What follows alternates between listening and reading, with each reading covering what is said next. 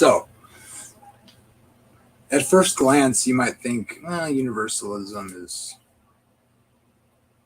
not that big of a deal. I mean, what can it harm? I mean, maybe universalism could be true. Not if you believe the Bible. It can't be true.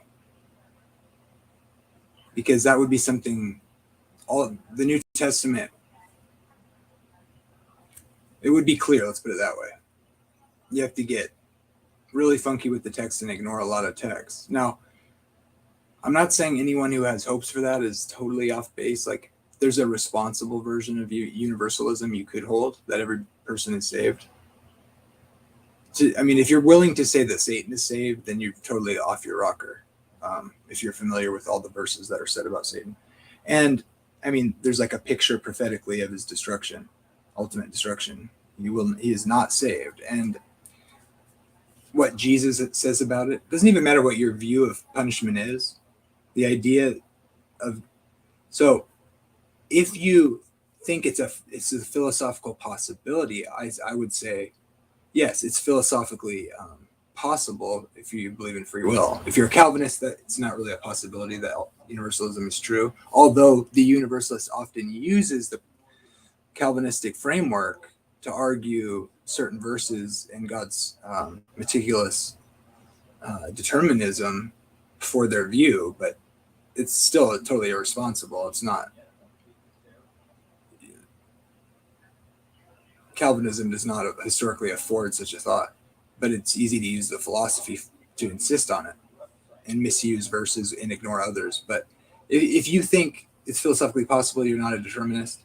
That is, they call this a hopeful universalist, meaning you believe in freedom. So God has made, if you believe in that God died for potentially for all people in some sense, or that his sacrifice is able to save everyone if they repented, I think that's fine. But if you are going and you're teaching, think about this. If you are, especially if you're using the Bible and you're teaching people, you're influencing people, it's actually diametric. It's Satanism in this way is what I mean. Jesus said, if you're either with me or against me. And so if you're teaching something contrary to what Jesus gave us to teach, the Great Commission, then you are working for Satan, whether it seems harmless or not. Why is that? Just think about it. This is, most people probably realize this, but I just wanted to point it out if someone hadn't thought of this and they watched this video.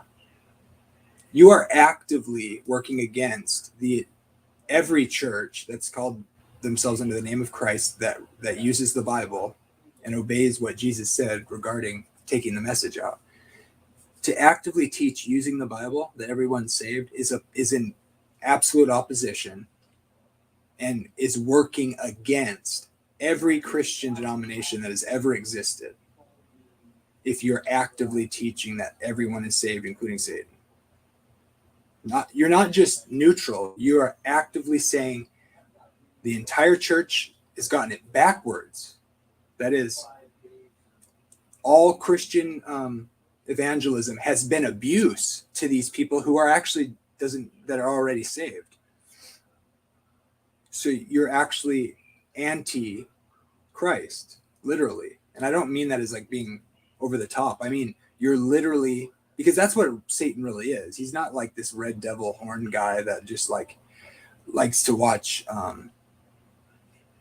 bad rated R and NC-17 movies and does symbols secretly in Hollywood. No, it's much more. It's more sophisticated than that. That's where he really gets the work done. Making people think they're saved when they're not, and then actively trying to push that out there. That is anti-Christ. So it's one thing if you're a hopeful universalist and you're not sure, or you think it's possible, but you don't teach it. You're just like in your head, you're hopeful for that or something. That's one thing. But to actively teach is to mock the church, no matter what your denomination is, historically speaking, or what you ever derived from.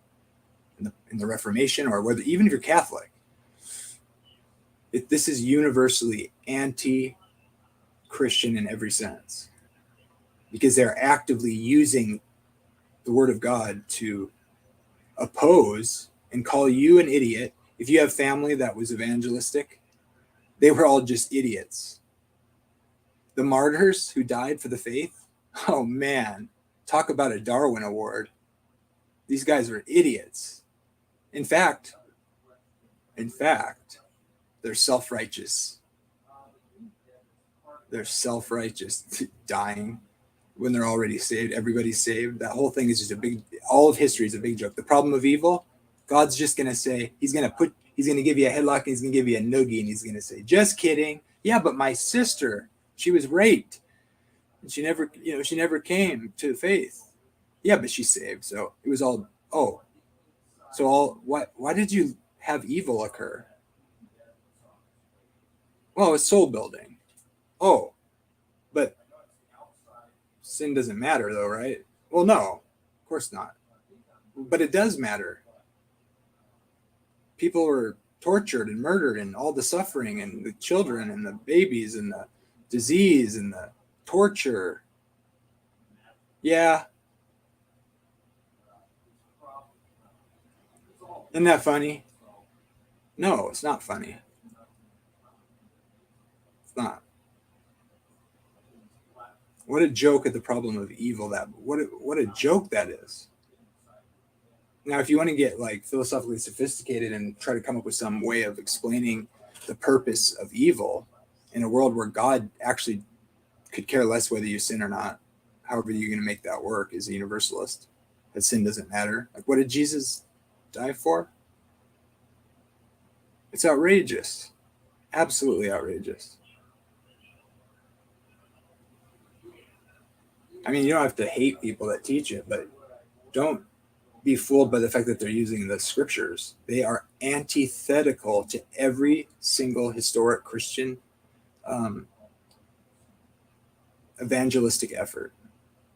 They're actively distorting the Bible and working against that, and essentially saying you're an idiot for teaching what you're teaching. That people are lost and they need Christ to be saved. You are an enemy of the cross to them. Don't be fooled. It's actively against Christ.